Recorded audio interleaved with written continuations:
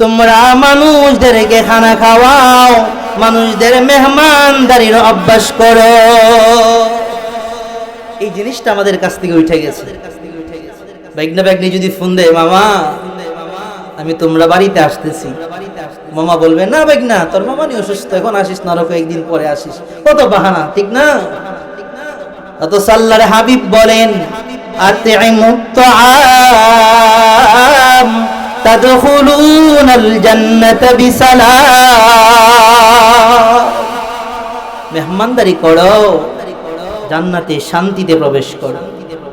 মেহমানদারিটা উঠে গেছে আমাদের সমাজ থেকে। অথচ আল্লাহর হাবিব বলেন, ও আমার উম্মত, তোমাদের সাথে যখন একজন মেহমান যায়, তোমাদের দৃষ্টিতে তোমরা দেখো মেহমান, কিন্তু তার পিছনে কে থাকে সেটা তোমরা দেখো না। ও আমার উম্মত, আল্লাহর হাবিব বলেন, উম্মত, মেহমান যখন তোমার ঘরে প্রবেশ করে, ওই মেহমানের সাথে সাথে আল্লাহ একজন ফেরেশতা তোমার ঘরে প্রবেশ করায়া দে। ওয়া আতইমুত তাআম তাদখুলুনাল জান্নাতা বিসালাম। একজন ফেরেশতা মেহমানের সাথে থাকে। মেহমান যদি খুশি হয়, স্বয়ং ফেরেশতাও খুশি হয়ে যায়। বলেন সুবহানাল্লাহ। আর মেহমান যদি বেজার হয়, মনের ভিতরে একজন মেহমান দেখার পরে কত বাহানা। চিন্তা করে দেখেন, আগের একটা সময় ছিল, রমজানের ঈদ আসলে, কুরবানির ঈদ আসলে এই চাচাতো ভাই, মামাতো ভাই, ফুফাতো ভাইয়ের বাড়িতে দাওয়াত দিত, ঈদের সময় আসিস, এই পিঠা সেই পিঠা, কত কিছু খাওয়াইতো, তাই না? এখন কিন্তু এগুলো কমে গেছে, এগুলো অনেক কমে গেছে। ঈদের সময় আসলে মানুষের অন্যের ঘরের পিঠা খাইতে খাইতে জীবন শেষ হয়ে যায়, নিজের ঘরের পিঠার খাইবার মনে চায় না। কিন্তু এখন এমন একটা যুগ আসছে, নিজের ঘরের পিঠা খাওয়ারও ভাগ্য জুটে না যদি ফ্যামিলির বউ ভালো না, ঠিক না? এই মেহমানদারিটা করতে হবে। মেহমানদারির অভ্যাস যদি করান, আল্লাহ রাসূল বলেন, ওই ফেরেশতা মেহমানের সাথে সাথে থাকে, ওই মেহমান যদি খুশি হয়, ফেরেশতাও খুশি হয়। আর ফেরেশতা তার জন্য যতক্ষণ পর্যন্ত মেহমান তার ঘরে থাকে, ততক্ষণ পর্যন্ত ফেরেশতা তার জন্য দোয়া করতে থাকে। বলেন সুবহানাল্লাহ। মুসলমান ইমানদার ভাইরা আমার, আল্লাহর নবী বলেন, উম্মত, মেহমানদারির অভ্যাস গড়ো। মেহমানদারির অভ্যাস যদি গড়ো,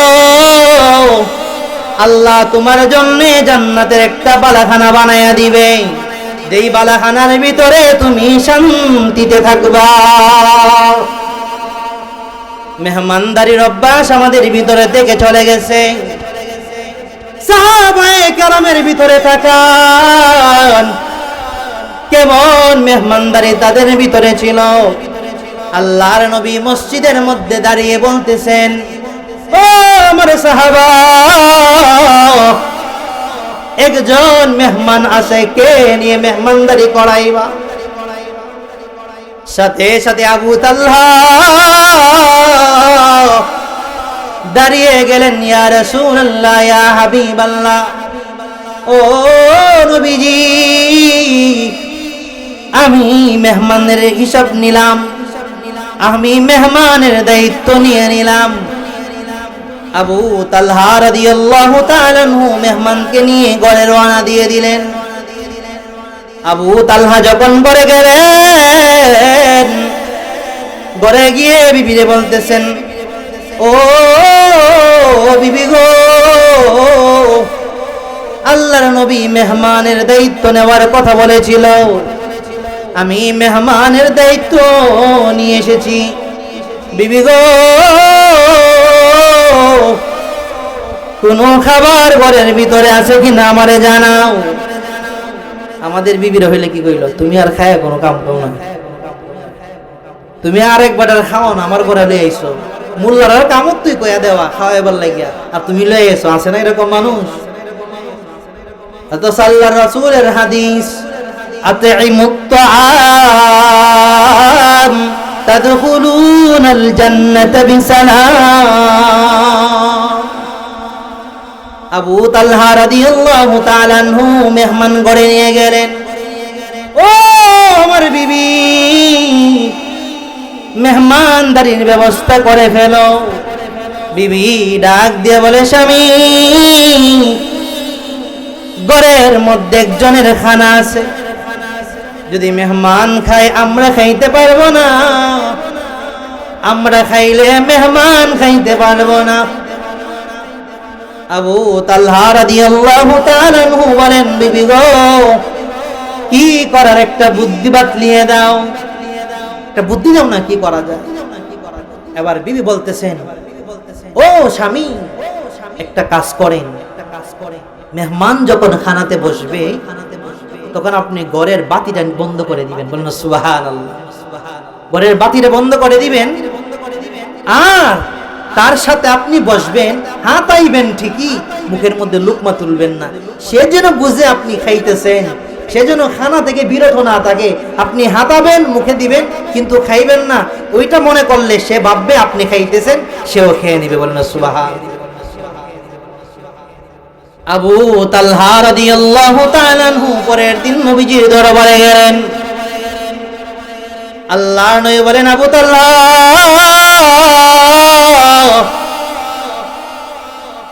তোমার ব্যাপারে আল্লাহ খুশি হয়ে গেছে। ও আবু তালহা, তুমি যেই কাজটা করেছো, আল্লাহ তোমার জন্য কুরআনের একটা আয়াত নাজিল করে দিয়েছে। আমরা হইলে কি করি? একজন মেহমান আইলে নিজাকে খাইতে আছে, আর কিছু খায় না। আর যদি হুজুরের খাওয়ানো হয়, হুজুরের কে আর ভালো খাওয়ানি লাগে, হুজুরের কোনো মতে খাওয়ান দিলেই। অথচ মেহমানের গুণ এটা না।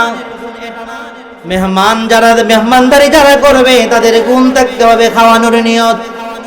কারণ আল্লাহর হাবিব বলেন, উম্মত,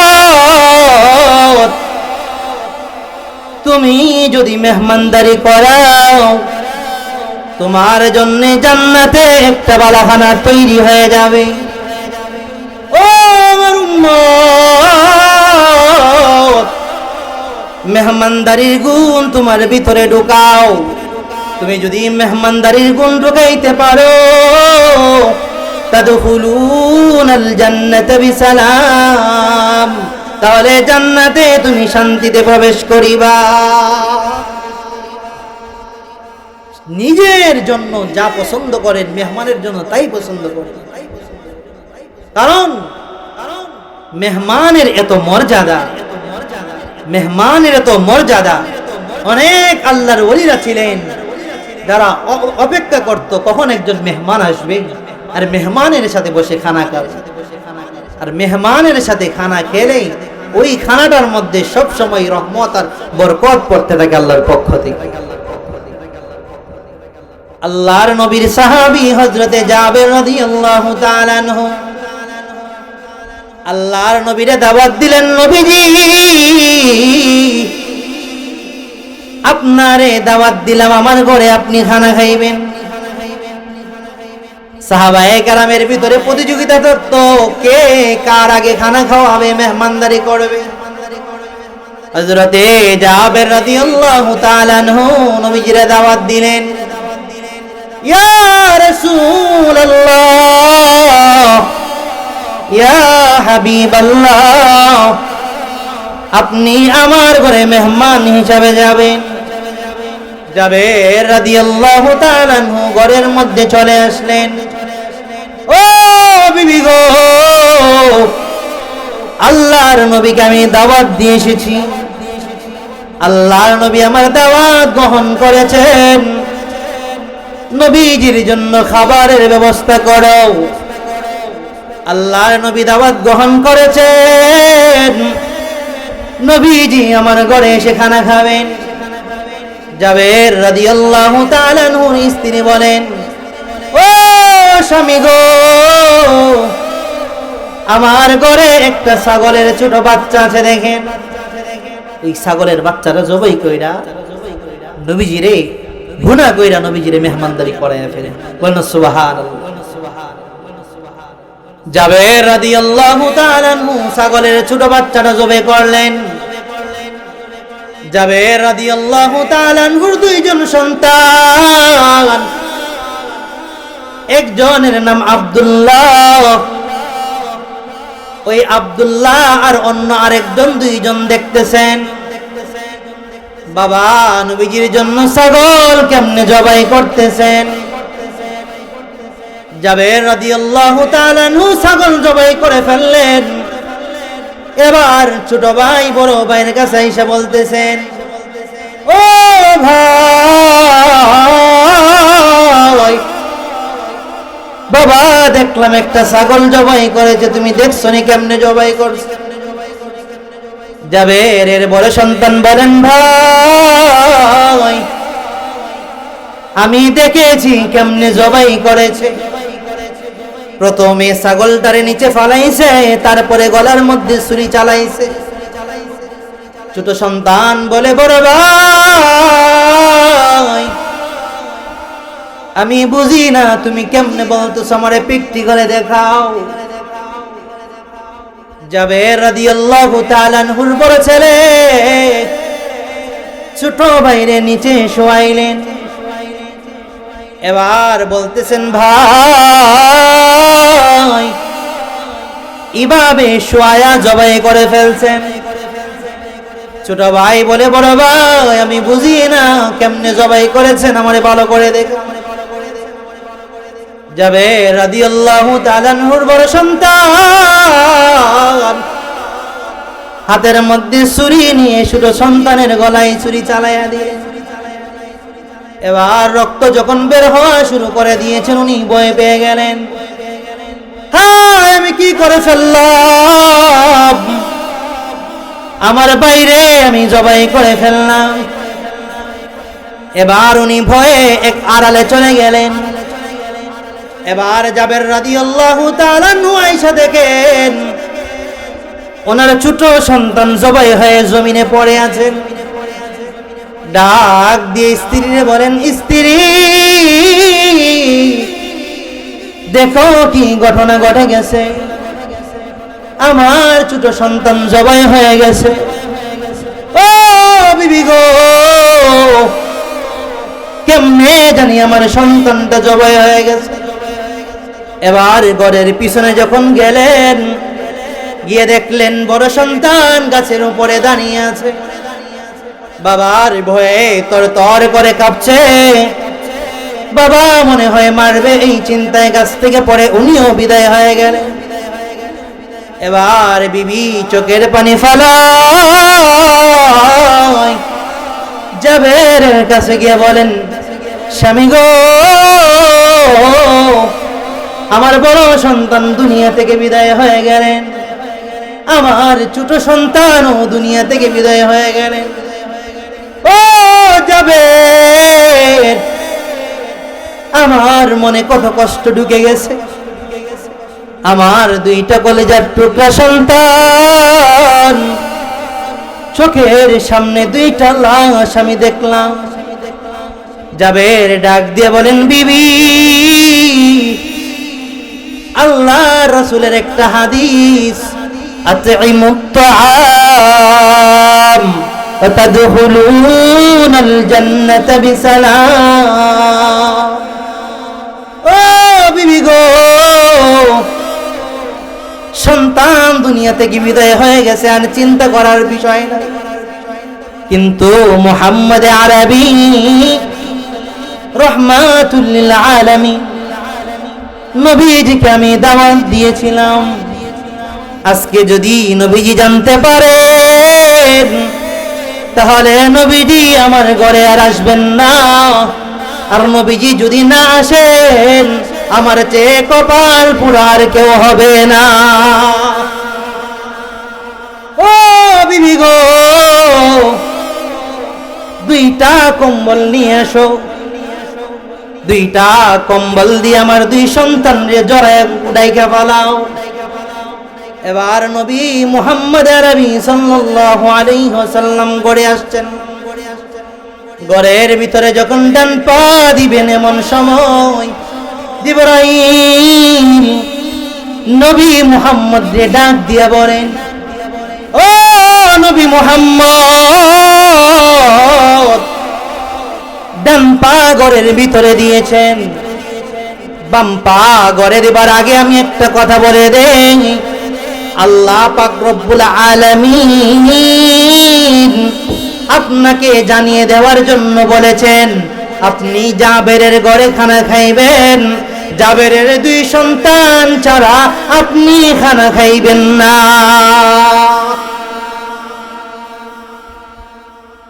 আল্লাহর নবী দস্তরখানার মধ্যে বসে গেছেন। ও জাবের, তুমি বসো, আমাদের সাথে খানা খাও, তোমার সন্তানদেরকে ডাকো, তোমার সন্তানদেরকে ডাকো, আমার সাথে খানা খাবে। জাবের রাদিয়াল্লাহু তাআলা আনহু চোখের পানি ফেলায় স্ত্রীর কাছে যায়, ও বিবি গো, নবীরে আমি কেমনে বলবো, আমার কলিজার টুকটা 2 সন্তান দুনিয়া থেকে বিদায় হয়ে গেছেন, কেমনে নবীজিরে জানাইবো। আল্লাহর নবী বলেন, যাবে যাও তোমার সন্তানরে ডাক দিয়ে নিয়ে আসো। আল্লাহ আমারে বলেছেন আমি তোমার সন্তান ছাড়া যেন খাবার না খাই। জাবের রাদিয়াল্লাহু তাআলা আনহু বিবির কাছে যায়, ও বিবি গো, নবীরে কেমনে বলবো আমি আমার সন্তান যে মারা গেছে। নবীর কাছে গিয়ে জাবের বলবেন, ইয়া রাসূলুল্লাহ, ইয়া হাবিবাল্লাহ, নবী গো আমার সন্তান দুনিয়ায় নাই। আল্লাহর নবী বলেন, জাবের যাও তুমি তোমার সন্তান রে গিয়ে ডাক দাও, তুমি গিয়ে বলো, ওরে জাবের তুমি গিয়ে বলো মুহাম্মদ আরবি তোমাদেরকে ডাকে, তোমরা 2 জন নবীজির কাছে যাও। নবীজি সাল্লাল্লাহু আলাইহি ওয়াসাল্লাম বলে দিলেন জাবেরকে। জাবের রাদিয়াল্লাহু তাআলা আনহু চোখের পানি টপ টপ করে ফেলে আর সন্তানের কাছে যায়, ও আমার সন্তান, মুহাম্মদ আরবি তোমাদেরকে ডাকে, তোমরা নবীজির সাথে খানা খাইতো। আল্লাহর কি মুজিজা, নবীজির কথা শোনার মাত্রই জাবেরের 2 সন্তান আল্লাহু আকবার বলে দাঁড়িয়ে গেছে। ওয়াল্লাইলু মাহাই জুলফে মুহাম্মদ কাতারান্নুম, ওয়াল্লাইলু মাহাই জুলফে মুহাম্মদ কাতারান্নুম, ওয়াশ-শামসু মাহাই রুখসার আহমদ কাতারান্নুম, والفجر में है सुबह रसालत की बशारत, والعصر में है दौर नबुवत का बशारत।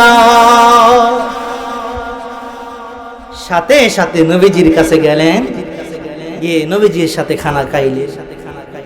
যদিও বর্ণনাটা যঈফ উল্লেখ করেছেন, তারপরে মুজিজাতুন নবী সাল্লাল্লাহু আলাইহি ওয়াসাল্লামের ভিতরে 403 নম্বর পৃষ্ঠার মধ্যে উল্লেখ করেছে মুসলমান ইমানদার মুজিজাতুন নবী।